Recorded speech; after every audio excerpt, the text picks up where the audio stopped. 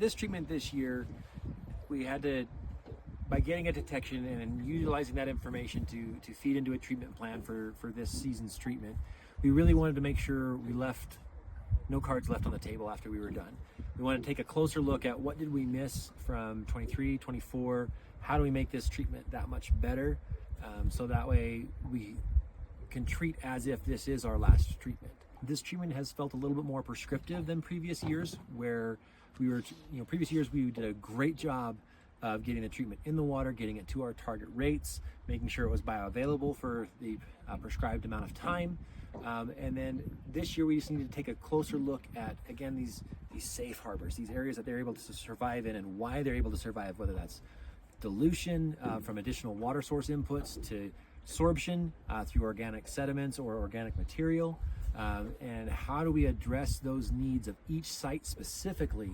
to make sure that we're filling those needs, but then also keeping in the back of our mind, where else could they be that we haven't found, and making sure we have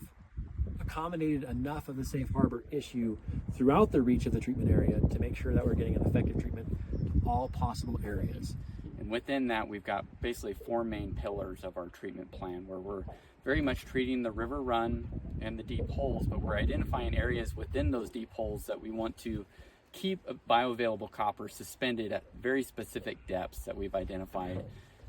That's really the second main pillar. So the river run and the deep holes. The third main area is really these areas of inflow, whether those are returns coming back to the Snake River, or a lot of the areas are natural springs. And so we've worked with Idaho Department of Water Resources and getting stream gauge measurements and placing product injection totes right in those areas to ensure they are not a safe harbor, and getting adequate dosage of bioavailable copper within these springs and inflows. And then the fourth and final main component of the treatment plan is identifying and addressing the shorelines and all the little nooks and crannies that you see within the craggy basalt river rock, as well as some wetland areas that are not conducive to mixing well with the river itself. And within those 4 main components, and really taking opportunities to, throughout the treatment, to take a close look at all the bioavailable copper levels within the river and the side channels and the inflows, and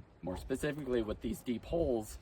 we can ensure that we're keeping an adequate level of bioavailable copper, causing mortality of quagga mussels within the impact area. We are trying to protect a system that everybody at some point touches in Idaho.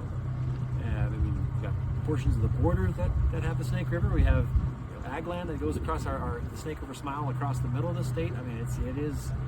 It touches everybody. And so to say all the other water bodies that also branch off of the snake and feed into the snake, that's an awful large burden that can be impacted by one initial population, and why it's been such a huge drive. We are a state that's extremely tied to the use of water, and I think that impact is understood. Our water users take this very seriously, and that's why there's a level of expectation to do a response and to take an action, do a treatment, make it the best treatment we can possibly make it, because of what's at stake.